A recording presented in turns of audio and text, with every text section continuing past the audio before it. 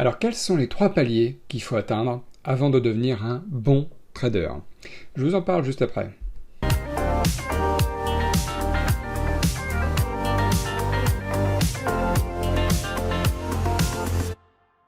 Bonjour à tous, c'est Nicolas Pomarède, je suis trader pour mon compte propre sur les actions américaines depuis plusieurs années. Et aujourd'hui, je vais vous dire, selon moi, quels sont les 3 paliers qu'il faut absolument valider avant de devenir bon en trading. Si vous ne me connaissez pas, je vous conseille de vous abonner à la chaîne YouTube en cliquant sur la petite cloche parce que moi je suis spécialisé sur les marchés américains. Vous verrez des vidéos comme celle-ci et puis d'autres vidéos de trading réel que je fais toutes les semaines. Pour vous répondre à la question, par quoi commencer? Alors, numéro 1, commencer, premier palier, c'est qu'il faut se former. Évidemment, je l'ai déjà dit, je le redis encore, mais ça c'est la base.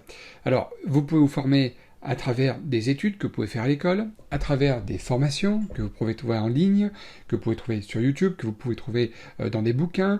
Vous pouvez vous former auprès de quelqu'un, un mentor. Vous pouvez vous former en autodidacte. Il y a plein de manières de se former. Ça dépend de vous, ça dépend de votre feeling, ça dépend de votre temps que vous avez à accorder, ça dépend de l'horizon de temps que vous avez devant vous pour ça, pour devenir rentable, ça dépend de ce que vous faites. Bref, ça dépend de plein de choses. Votre environnement familial, ça dépend de vos moyens, de vos finances, ça dépend de plein de choses. Mais il est très important de se former parce qu'évidemment, c'est très logique. Il faut faire appel à votre bon sens. Vous ne pouvez pas, d'accord, piloter un avion si vous n'avez pas de formation avant. Vous n'avez pas de don particulier, vous n'avez pas ça.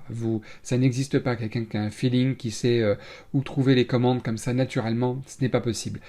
En trading, c'est pareil. Lorsque vous voulez être boulanger, c'est pareil. Vous avez peut-être un feeling pour le métier, vous avez peut-être une attirance pour le métier, vous avez peut-être tout ça, une excitation même pour le métier. Mais vous n'avez pas les connaissances, vous n'avez pas les compétences au départ. C'est normal, c'est pareil pour tout le monde, c'est pareil pour tout le monde. Même les plus grands traders du monde, que vous pouvez voir dans différents bouquins, dans différents ouvrages, notamment les magiciens des marchés, personne n'a réussi tout de suite comme ça en quelques mois. Personne. C'est très important que vous le sachiez au départ parce que évidemment, il faudra allouer un peu de temps, parfois même un peu d'argent pour se former et il faut que vous l'acceptiez. C'est comme ça, c'est normal. Et si on veut réussir, faut apprendre. Il n'y a pas d'autre méthode, d'accord? Deuxième palier, très important lorsqu'on veut atteindre le niveau nécessaire pour être un bon dans ce métier-là, c'est qu'il faut que, après que vous êtes formé, bien entendu, il faut que vous soyez que vous maîtrisiez votre propre méthode de travail. Et quand je parlais méthode de travail, j'englobe un peu de tout, la stratégie, j'englobe le marché que vous avez choisi pour faire cette activité-là. Il y en a peut-être 1, 2, 3 marchés. Moi, je vous recommande d'être spécialisé sur un marché, c'est préférable. Et je vous recommande aussi d'être spécialisé sur une unité de temps particulière. Je veux dire quoi? Je veux dire d'être spécialisé sur le scalping, le day trading, le swing trading, quelque chose, une spécialité, quelque chose où vous êtes plus à l'aise qu'une autre, d'accord? Quelque chose qui vous permette de vous trouver un style. Voilà, un style de trading qui vous permette d'être bon dans un marché spécifique, dans un style spécifique. Oh, bien sûr, on peut être bon sur plusieurs marchés et plusieurs styles, mais plus vous multipliez les marchés et les styles, plus vos résultats seront généralement aléatoires. C'est ce que je vois moi avec les gens que j'ai au téléphone très souvent qui me demandent j'arrive pas, ça fait 4 ans, ça fait 6 ans, ça fait 2 ans que je fais du trading et voilà où j'en suis, je suis flat, je suis toujours en dents de scie, il suffit que je gagne mes résultats pour perdre le lendemain ce que j'ai gagné, donc j'ai essayé le DAX, j'ai essayé le Forex, l'après-midi je suis sur les US, le soir je fais un peu de crypto-monnaie. Mais merde, non seulement les mecs ils sont sur plein de marchés, mais en plus ils multiplient les heures de travail. Ça ne sert à rien. Mathématiquement parlant, ça ne sert à rien. Ça ne sert à rien de gagner 200 euros le matin sur les actions françaises. 200 euros, vous les perdez l'après-midi sur les actions américaines. Et puis le soir, vous faites un trade qui vous rapporte rien du tout. Autant vous concentrer sur un marché et de multiplier par 3 votre taille de position à la limite. Résultat, vous allez travailler 3 fois moins, et puis vous allez vous spécialiser sur un marché dans lequel vous avez potentiellement plus de gains à la finale.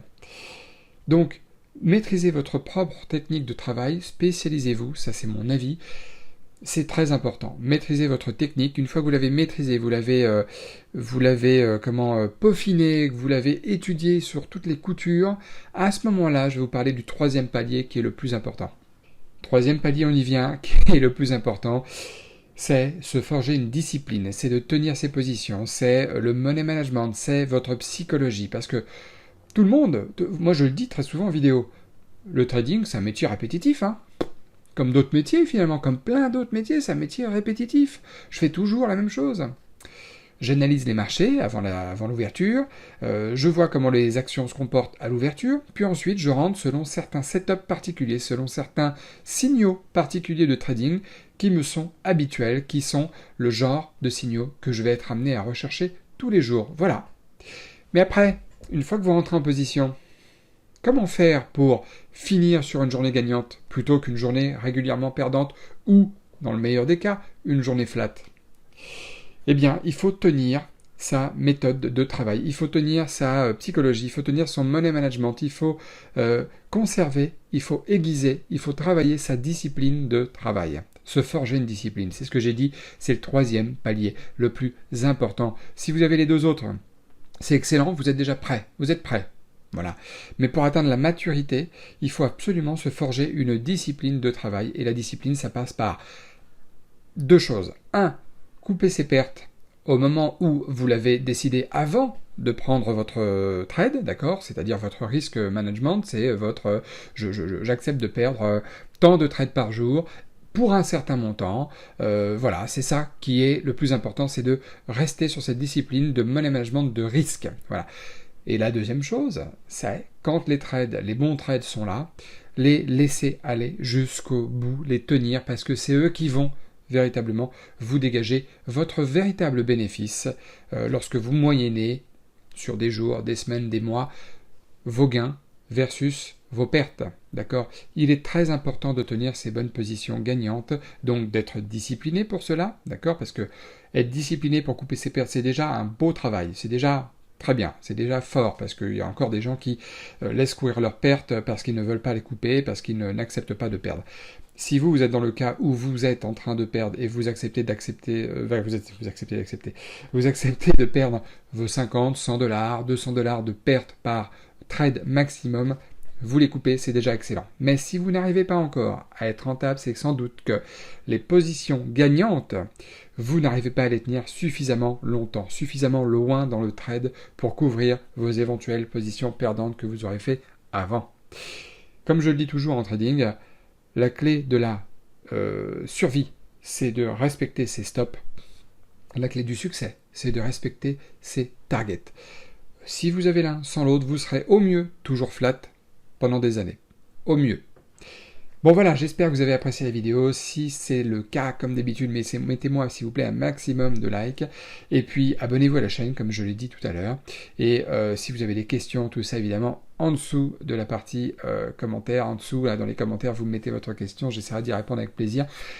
C'est possible aussi dans les commentaires qu'il y a des gens qui me posent des questions sur des, je le vois sur YouTube, sur des très anciennes vidéos. Et évidemment, je les vois pas tout de suite, celles-ci. Je vois les questions sur les vidéos plus récentes, donc je m'en excuse par avance. Mais j'essaie de répondre quand même avec le temps à toutes les questions au fur et à mesure qu'elles sont posées, évidemment. Bon, je vous souhaite une excellente fin de journée, je vous dis à bientôt et portez-vous bien.